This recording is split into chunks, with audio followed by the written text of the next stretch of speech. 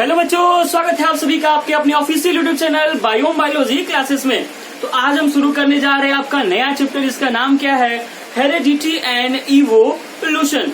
देखो, इसके पहले हमने पढ़ा है सेक्सुअल रिप्रोडक्शन फ्लावर्स के अंदर भी और ह्यूमंस के अंदर भी। तो सेक्सुअल रिप्रोडक्शन का ही नतीजा क्या है कि हमारे अंदर इवोल्यूशन होता है, मतलब वेरिएशन होता है, या फिर हेरिडिटी मतलब जीन का ट्रांसफर होता है, इंफॉर्मेशन का ट्रांसफर होता है। कहां से कहां? पेरेंट्स से उनके ऑफ स्प्रिंग में।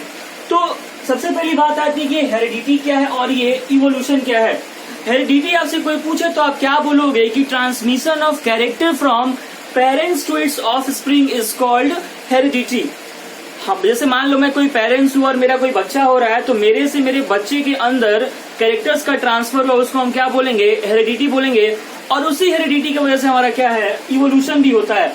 जैसे हमारा इवोल्यूशन कैसे हुआ? पहले हम बंदर जैसे दिखते थे, फिर चिंपांजी जैसे दिखने लगे, फिर क्या है हम, जैसे हिंदी में तुम बोलते हो ना, आदि मानव। ठीक, तो हम क्या है, हम भी इवॉल्व हुए हैं। पहले एनिमल टाइप दिखते थे, अब क्या है, ह्यूमन टाइप दिखते हैं। तो इवोल्यूशन हमारा भी हुआ है। इसी चीज के बारे में इस चैप्टर में हमें पढ़ना है। इस चैप्टर में बेसिकली हम ये बात कर रहे होंगे कि कैरेक्टर का ट्रांसफर कहां से कहां होता है। मान लो कोई प्लांट टॉल है और उससे तुम कोई दूसरा प्लांट बनाना चाहते हो, तो वो जो दूसरा प्लांट तुम बनाना चाहते हो वो क्या टॉल बनेगा या फिर वो डॉर्फ बनेगा? उस चीज का हम पता किसके हेल्प से लगाते हैं? जेनेटिक्स के हेल्प से लगाते हैं। इसको तुम एक वर्ड में क्या बोल सकते हो? जेनेटिक्स बोल सकते हो, जिसमें हम जीन का स्टडी करेंगे। जीन के बारे में ही पढ़ रहे होंगे कि आखिर ये कौन है जो ट्रांसफर कर रहा है कैरेक्टर्स का, आखिर वो कौन है, तो वो कौन है? जीन है। और वो जीन कहाँ प्रेजेंट है? डीएनए में। और वो डीएनए कहाँ है? न्यूक्लियस के अंदर। तो इन सारी चीजों की बातें हम सिस्टमेटिक वे में करेंगे। तो सबसे पहले मैंने बात किसकी की? हेरिडिटी की डिफिनेशन की कि transmission of character from parents to the offspring. ठीक, इतना आपको याद होना चाहिए। फिर मैंने दूसरा वर्ड क्या लिखा रखा है? Variation. The difference in the character among the individual of a species is called variation. तो बात आती है क्या कि ये वेरिएशन हमारे अंदर आता कैसे है। तो जब आप ये सोच रहे होगे कि चलो हम पता करते हैं कि ये वेरिएशन हमारे अंदर आता कैसे है, तो आपके दिमाग में ये आना चाहिए कि सर आपने तो हमें ये बताया ही नहीं कि ये वेरिएशन, आप जो बात कर रहे हो कि वेरिएशन कैसे आता है, तो आपने ये नहीं बताया कि वेरिएशन का कॉज कौन सा है, आपने ये नहीं बताया कि वेरिएशन के लिए जिम्मेदार कौन सा है। तो वेरिएशन के लिए जिम्मेदार कौन सा है? हमारा सेक्सुअल रिप्रोडक्शन। कौन? Sexual reproduction. सेक्सुअल रिप्रोडक्शन जिम्मेदार क्यों है? क्योंकि यहाँ पे होता है दो पेरेंट, एक होता है मेल और एक क्या होता है? फीमेल होता है।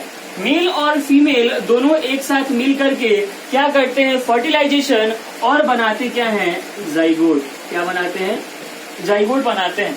तो बात आती है कि ये किस सेल में हो रहा है। देखो, हमारे अंदर जो भी चीजें होती है वो सेल के अंदर ही होती है। तो जब मैंने रिप्रोडक्शन आपको पढ़ाया था तो मैंने क्या बताया था? दो तरह का सेल होता है। कौन कौन सा? सेक्स सेल, या फिर इसी को क्या बोलते हैं? Germ cell. और एक और सेल होता है कौन सा? Somatic cell. कौन सा? सोमैटिक सेल होता है। ये जो सेक्स सेल होता है, जर्म सेल्स होता है ना, यही इनहेरिट होता है, यही ट्रांसफर होता है। ये क्या होता है? ट्रांसफरेबल होता है। यही हमारा क्या है? ट्रांसफर होता है। लेकिन ये जो सोमैटिक सेल है ना, ये ट्रांसफर नहीं होता है। ये ट्रांसफर नहीं होता है। जैसे इसका मैंने एग्जांपल भी दिया था क्या, कि चूहे का पूंछ काट दो और फिर उस चूहे का किसी फीमेल के साथ रिप्रोडक्शन करा दो, जो उनका प्रोजेनी आएगा तुम देखोगे कि उसका पूंछ कटा हुआ नहीं होगा। इसका मतलब क्या है कि ये सोमैटिक सेल ट्रांसफर नहीं होता है पेरेंट से ऑफ स्प्रिंग में। तो ट्रांसफर कौन सा होता है? ये सेक्स सेल या फिर जर्म सेल इसको बोलते हैं। हमारा ये मेल का गैमीट आएगा, इसके अंदर भी क्या होगा? कुछ कैरेक्टर होगा। ठीक है, मान लो इसके अंदर टॉल और ड्वार्फ का कैरेक्टर है। ये फीमेल हमारी है, इसके अंदर भी मान लो क्या है? टॉल और ड्वार्फ का कैरेक्टर है। तो जो हमारा जाइगोट बनेगा उसमें क्या है? दोनों फीचर्स होंगे। या तो वो टॉल भी हो सकता है या तो वो ड्वार्फ भी हो सकता है। तो ये डिसाइड कौन करता है? हमारे सेक्स सेल या फिर जर्म सेल्स। और ये सेक्स सेल दो तरह के होते हैं, एक होता है मेल सेक्स सेल और एक होता है फीमेल सेक्स सेल्स। तो अल्टीमेटली वेरिएशन के लिए जिम्मेदार कौन है? हमारा सेक्सुअल रिप्रोडक्शन क्या है? जिम्मेदार है किस चीज के लिए? वेरिएशन के लिए। ठीक है, जैसे तुम एग्जांपल लो, तुम खुद के घर में तुम्हारे भाई बहन क्या एग्जैक्टली सेम दिखते हैं? एकदम सेम नहीं दिखते। हाँ, कुछ कुछ चीजें मिलती है। जैसे तुम घर पे देखते हो ना, मेरा नाक तो मेरी मम्मी के जैसा है, मेरा आंख मेरे दादा के जैसे है, मेरा चेहरा मेरे पापा जैसे, मेरा कलर मेरी मम्मी के जैसे। ये सारी चीजें तुम किस बेसिस पे बोल पाते हो? तुम देखते हो। तो ये जो तुम देख रहे हो अपने मम्मी या पापा को और अपने आप से मैच करा रहे हो कि मेरा ये पार्ट मेरे पापा से मैच कर रहा है, इसका मतलब क्या है कि कैरेक्टर ट्रांसफर हुआ है। कहाँ से कहाँ? तुम्हारे पेरेंट्स से तुम्हारे अंदर। तुम हो और तुम्हारा भाई हो एग्जैक्टली सेम नहीं दिखते हो, कुछ कुछ तक सेम दिखते हो। इसका मतलब क्या है कि वेरिएशन तो होता है, लेकिन इतना ज्यादा वेरिएशन नहीं होता है कि तुम एकदम सेम दिखने लगो। एकदम सेम नहीं दिखोगे। एकदम सेम कहाँ दिखोगे? एसेक्सुअल रिप्रोडक्शन में। क्यों? क्योंकि वहां पे वेरिएशन होता ही नहीं है। जहां पे वेरिएशन होगा वहां पे तुम एग्जैक्टली सेम कॉपी नहीं हो सकते हो। ठीक है, और एग्जाम्पल लेते हैं वेरिएशन का। आपकी एनसीईआरटी बात करती है ईयर लोब्स। ईयर लोब्स हमारे अंदर क्या है? ईयर लोब्स ऐसे, मैन के अंदर ईयर लोब ऐसे फ्री होता है, फ्रीली है ना, देखो देखो देखो फ्री है। लेकिन वुमेन्स के अंदर, गर्ल्स के अंदर ये अटैच रहता है, ये ऐसे फ्री नहीं रहता है। मतलब कि distinction of free ear lobes and attach ear lobes is also an example of variation. अब बात आती है यार कि why variation is important for us. क्यों जरूरी है वेरिएशन? क्या जरूरत पड़ी वेरिएशन करने की? अच्छा, एक और बात तुम्हारे दिमाग में आ रहा होगा कि सर ये जो ट्विंस पैदा होते हैं, ये तो एग्जैक्टली सेम होते हैं। देखो यार, अगर वो एग्जैक्टली सेम होते तो तुम उनको डिस्टिंग्विश ही नहीं कर पाते हो। जैसे मान लो मे भी हो सकता है आपके घर में कोई ट्विंस हो, तो उसके जो मम्मी पापा है वो क्या उसको डिस्टिंग्विश नहीं कर पाते हैं कि हाँ इसका नाम सोनू है और इसका नाम मोनू है। इसका मतलब क्या है कि उनके अंदर भी कुछ ना कुछ वेरिएशन तो है ही।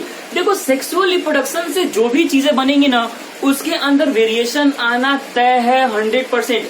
अब आपके दिमाग में आ रहा होगा कि क्या सर एसेक्सुअल रिप्रोडक्शन होता है तो उसमें कोई वेरिएशन आता है?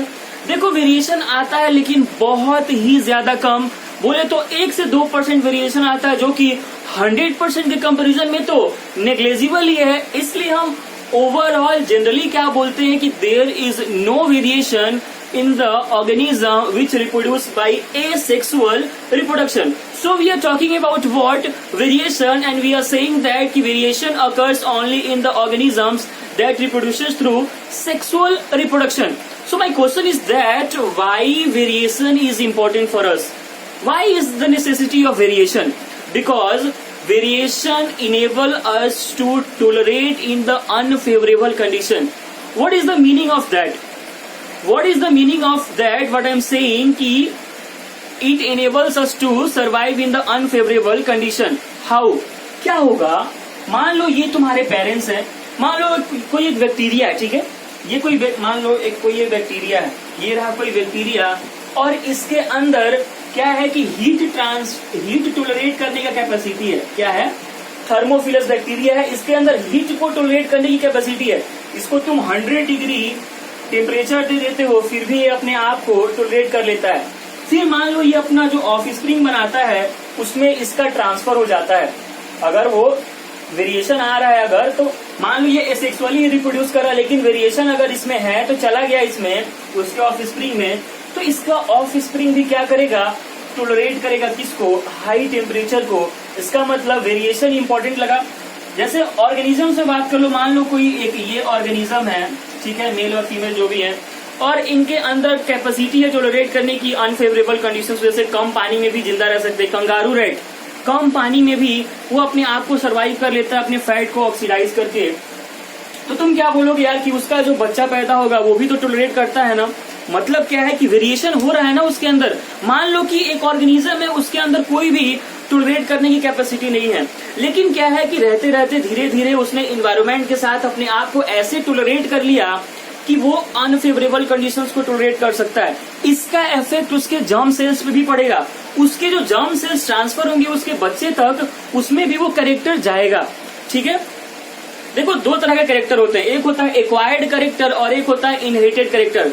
जो कैरेक्टर जो तुम चीज सीखते हो, जैसे मान लो कि तुम गाली देना सीख लिए, तो ऐसा नहीं है कि तुम्हारा जो बच्चा पैदा होगा वो जरूरी है कि गाली दे, क्योंकि ये ट्रांसफर नहीं होता है। ये ट्रांसफर नहीं होता है कि अगर आप गाली दे रहे हो तो ये जरूरी है कि आपका जो प्रोजनी है वो भी गाली दे। आप किसी से झगड़ा कर रहे हो तो ये जरूरी नहीं है कि जो आपका प्रोजनी बना है वो भी किसी से झगड़ा करे। मतलब कि जो चीजें तुम सीखते हो वो चीजें तुम्हारे आने वाले जनरेशन में ट्रांसफर नहीं होती है। हाँ, आने वाला जनरेशन जो है वो तुम्हारी इन हरकतों को देख के वो भी ऐसी चीजें करने लगता है, लेकिन इसका मतलब ये नहीं है कि वो ट्रांसफर होता है। जैसे तुम क्लास में बैठे रहते हो, बहुत ज्यादा हल्ला गुल्ला करते हो, टीचर क्या बोलता है कि इससे पता चलता है कि तुम्हारे घर की संस्कार क्या है। और यार बहुत बुरा लगता है ये बात कि मैं गलती कर रहा हूँ और ये मास्टर हमारे घर वालों को ऐसे क्यों बोल रहा है। मास्टर इस बेसिस पे बोल रहा होता है कि तुम अपने घर में ऐसी हरकतें करते होगे, तुम अपने घर में ऐसी हरकतें देखते होगे, तुम्हारे घर वाले ऐसे करते होंगे, इसलिए तुम भी ऐसे कर रहे हो। लेकिन ऐसा नहीं है यार, मैं इस बात को नहीं मानता हूँ, क्योंकि मैं भी अभी एक स्टूडेंट हूँ और मुझे भी ये बातें बहुत ज्यादा बुरी लगती हैं। तो खैर, हम बात कर रहे थे कि ये सेक्स सेल और सोमैटिक सेल के बारे में। तो ट्रांसफर वेरिएशन का किसकी वजह से होता है? सेक्स सेल की वजह से होता है, जर्म सेल्स की वजह से होता है। दो तरह के कैरेक्टर होते हैं, एक होता है एक्वायर्ड कैरेक्टर और एक होता है इनहेरिटेड कैरेक्टर। ठीक, तो वेरिएशन जरूरी क्यों है? अनफेवरेबल कंडीशन को टॉलरेट करने के लिए। क्या? Important to tolerate the unfavourable conditions. क्या? Tolerate unfavourable conditions. और एग्जांपल बहुत सारा दे सकते हो यार, जैसे फेमस एग्जांपल आपकी एनसीईआरटी देती है क्या? फ्री ईयर लोब्स का। ठीक, ट्विंस का एग्जांपल, भाई बहन का एग्जांपल, मम्मी पापा का एग्जांपल, दादा दादी का एग्जांपल, ये सारी चीजें आप दे सकते हो। तो बहुत ही ज्यादा इंटरेस्टिंग चैप्टर है हमारा हेरिडिटी एंड इवोल्यूशन। आज है हमारा फर्स्ट लेक्चर, तो ऑब्वियसली इंट्रोडक्शन है। अगले लेक्चर से हम बात करेंगे हमारे मेंडल साहब की बहुत ही खूबसूरत कहानी है, मैं वो कहानी भी आपको सुनाऊंगा। लेकिन उससे पहले जो बेसिक बातें, जो बेसिक टर्म्स है, आज के लेक्चर में हम उसको सीख लेते हैं। ठीक, तो ये कुछ छोटी छोटी बातें हैं, आप नोट करेंगे। फिर इसके बाद हम पढ़ेंगे कि क्रोमोसोम क्या होता है, जीन क्या होता है, F1 जनरेशन क्या होता है, F2 जनरेशन क्या होता है, इसको नोट कर लेंगे आप।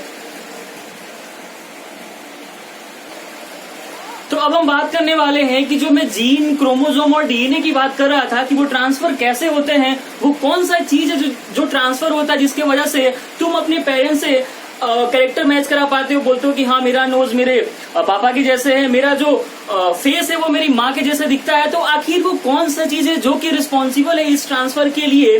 तो कौन सा जिम्मेदार है? वो जीन है। और जीन प्रेजेंट कहाँ पे होता है? डीएनए में। और डीएनए प्रेजेंट कहाँ पे होता है? हमारे क्रोमोसोम में।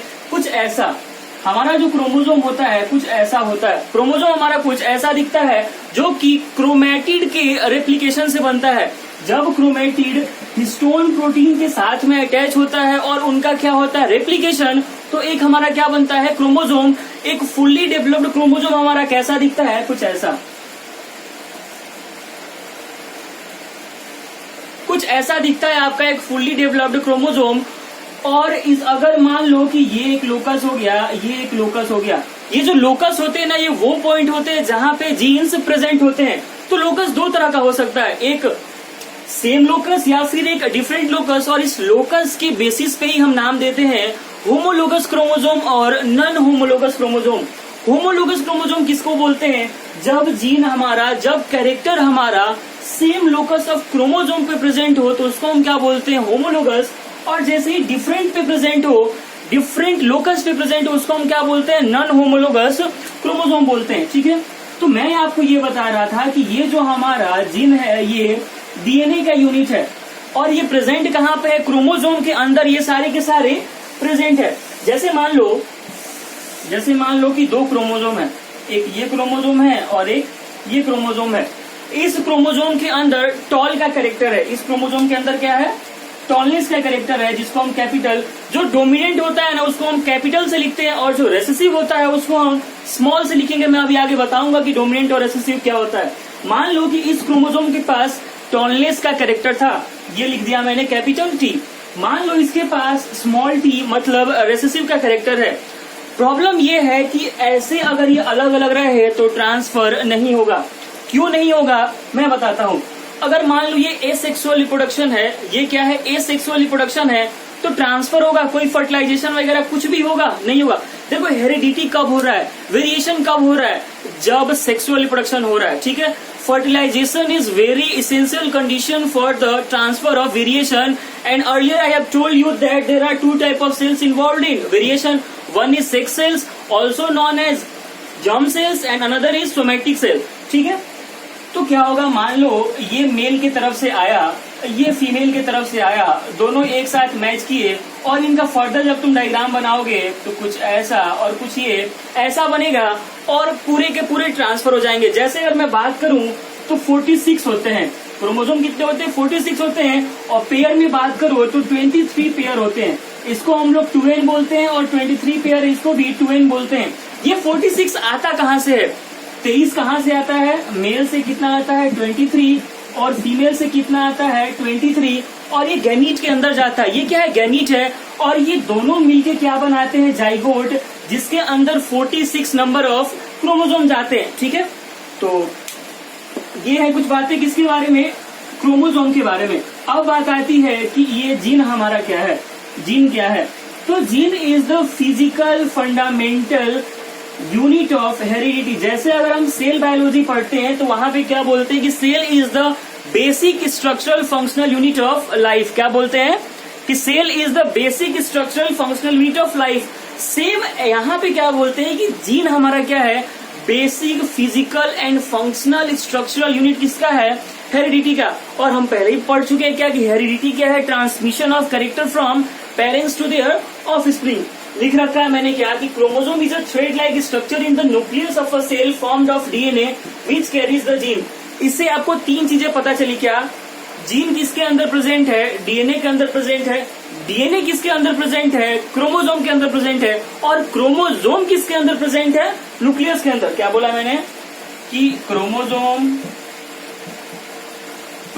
के अंदर कौन है, डीएनए, और डीएनए के अंदर कौन है, हमारा जीन है। और ये क्रोमोसोम किसके अंदर है, क्रोमोसोम किसके अंदर है, न्यूक्लियस के अंदर है। किसके अंदर, न्यूक्लियस के अंदर है। तो ये बातें आपको कॉन्सेप्चुअलाइज कर लेनी है क्योंकि बहुत ज्यादा कंफ्यूजन होने वाला है इस चैप्टर में। One of the toughest chapter है आपके 10th क्लास का, कौन सा, हेरिडिटी एंड इवोल्यूशन। इसलिए मैंने सेक्सुअल रिप्रोडक्शन प्लांट्स में और एनिमल्स दोनों में खत्म करके इस चैप्टर को शुरू किया। क्यों, क्योंकि उसका जो भी तुम नॉलेज इकट्ठा किए हो, जो भी नॉलेज तुमने वहां से लिया है, वो सारे के सारे यहाँ पे काम आने वाले हैं। ठीक है, तो ये कुछ बातें थी किसकी, क्रोमोसोम की। तो क्रोमोसोम के बारे में ये आपको तो जरूर याद रखना है क्या कि ये एक थ्रेड लाइक स्ट्रक्चर है। क्या है, थ्रेड लाइक स्ट्रक्चर है। ठीक, फिर बात आती है जीन की। तो जीन के लिए मैंने बोल रखा है क्या कि जीन है हमारा fundamental physical and functional unit of heredity. फिर ये क्या करता है कि इंफॉर्मेशन कैरी करता है एक जनरेशन से दूसरे जनरेशन तक। जैसे मैंने पहले ही बताया क्या कि दो तरह के कैरेक्टर होते हैं, एक होता है एक्वायर्ड और एक होता है इनहेरिटेड। जैसे तुम बक बक बक बक गाली दे रहे हो तो इसका मतलब ये नहीं है कि तुम्हारा बच्चा जो पैदा होगा वो भी गाली दे। क्यों, क्योंकि एक्वायर्ड कैरेक्टर है, तुमने सीखा है, तुमने इस बात को सीखा है, तो वो ट्रांसफर नहीं होता है। हाँ, जब बच्चा तुम्हारा बड़ा हो, तुम गाली दे रहे हो तो तुमको देख के वो सीख के गाली दे सकता है, लेकिन बिना सिखाए वो गाली नहीं देगा, बिना गाली देते हुए देखे गाली नहीं देगा। क्यों, क्योंकि ये इनहेरिटेड नहीं है। ठीक, फिर मैंने जीन के बारे में ये भी बता रखा है कि ये यूनिट है किसका, डीएनए का। कहाँ पे, क्रोमोसोम पे। ठीक, फिर बात आती है कि ये जो जीन है हमारा दो तरह का होता है, जीन हमारा दो तरह का होता है। एक होता है डोमिनेंट, जिसको हम ऐसे रिप्रेजेंट करते हैं कैपिटल से, और एक होता है रेसेसिव, जिसको हम स्मॉल से दिखाते हैं। ठीक है, तो डोमिनेंट कौन होता है, डोमिनेंट वो जीन है जो कि उसके साथ कोई और भी जीन प्रेजेंट हो तो उसको कोई फर्क नहीं पड़ेगा, उसको जो भी कैरेक्टर शो करना है वो कैरेक्टर वो शो करेगा।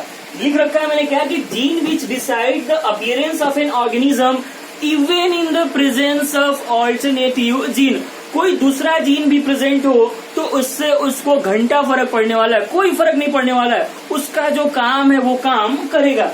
उसको हम क्या बोलेंगे, डोमिनेंट। और उसको रिप्रेजेंट कैसे करते हैं, हम कैपिटल लेटर से रिप्रेजेंट करते हैं। फिर बात आती है रेसेसिव जीन की। The gene which can decide the appearance of an organism only in the presence of another identical. यहाँ पे आइडेंटिकल जीन प्रेजेंट होना चाहिए। अगर यहाँ पे कोई अल्टरनेटिव जीन प्रेजेंट हो गया, अगर कोई भी अल्टरनेटिव जीन प्रेजेंट हो गया, ये साहब अपना एक्सप्रेशन शो कर ही नहीं पाएंगे। एग्जाम्पल, इस टी के साथ ये जो था ये टॉलनेस के लिए है और ये किसके लिए है, ड्वार्फ के लिए है। ठीक, इस कैपिटल टी के साथ हमने क्या किया, स्मॉल टी को ला दिया, मतलब डोमिनेंट जीन के साथ हमने किसको ला दिया है, रेसेसिव जीन को ला दिया है। होगा क्या कि ये रेसेसिव साहब अपना कोई भी काम नहीं कर पाएंगे। क्यों, क्योंकि वो जो डोमिनेंट जीन था उसको तो हमने बोल ही रखा है क्या कि कोई भी अल्टरनेटिव जीन आ जाए उसको कोई फर्क नहीं पड़ने वाला है, वो अपना कैरेक्टर तो शो करेगा ही। तो जब कैपिटल टी और स्मॉल टी मिलेंगे तो हमें कौन सा चीज मिलता है, टॉल मिलता है, न कि ड्वार्फ। इसका मतलब क्या हुआ कि डोमिनेंट जीन अपने आप को एक्सप्रेस तो कर गया लेकिन रेसेसिव जीन अपना एक्सप्रेशन शो नहीं कर पाया due to the dominant character of dominant gene. ठीक है। और एक खास बात है इस रेसेसिव के बारे में क्या कि ये रेसेसिव अकेले कोई भी अपीयरेंस शो नहीं करता है। तो जीन ऑलवेज किसमें काम करते हैं, पेयर में काम करते हैं। ऐसा बिल्कुल नहीं है कि बस कैपिटल टी अकेला कोई कैरेक्टर शो कर दे, बिल्कुल भी नहीं हो सकता है। क्यों? क्योंकि जीन पेयर में काम करते हैं। अच्छा, जीन पेयर में काम क्यों करते हैं इसका रीजन मैं अभी तो दे दूंगा लेकिन आपको समझ नहीं आएगा क्यों, क्योंकि इसके बारे में डिटेल आप पढ़ोगे 12th क्लास में। जीन को दो फॉर्म होता है, जीन का दो फॉर्म होता है, इसको हम लोग क्या बोलते हैं, अलील बोलते हैं। अलील का डेफिनेशन क्या देते हैं कि alternative form of a gene is called allele, जो कि आपको अभी ज्यादा समझ नहीं आएगा। क्यों? क्योंकि उसके लिए थोड़ा नॉलेज चाहिए जो कि अभी आपके ऊपर से चला जाएगा। ठीक है। तो ये थी आज की बातें क्या कि रेसेसिव डोमिनेंस वगैरह के बारे में। अगली क्लास में हम बात करेंगे किसके बारे में, F1 जनरेशन, F2 जनरेशन और हाइब्रिडाइजेशन और हमारे वन एंड ओनली मेल्टन साहब के बारे में। तब तक के लिए कोई डाउट हो कमेंट सेक्शन में जाए, #AskBiome पे डाउट पूछिए। तब तक stay safe, stay home, all the best.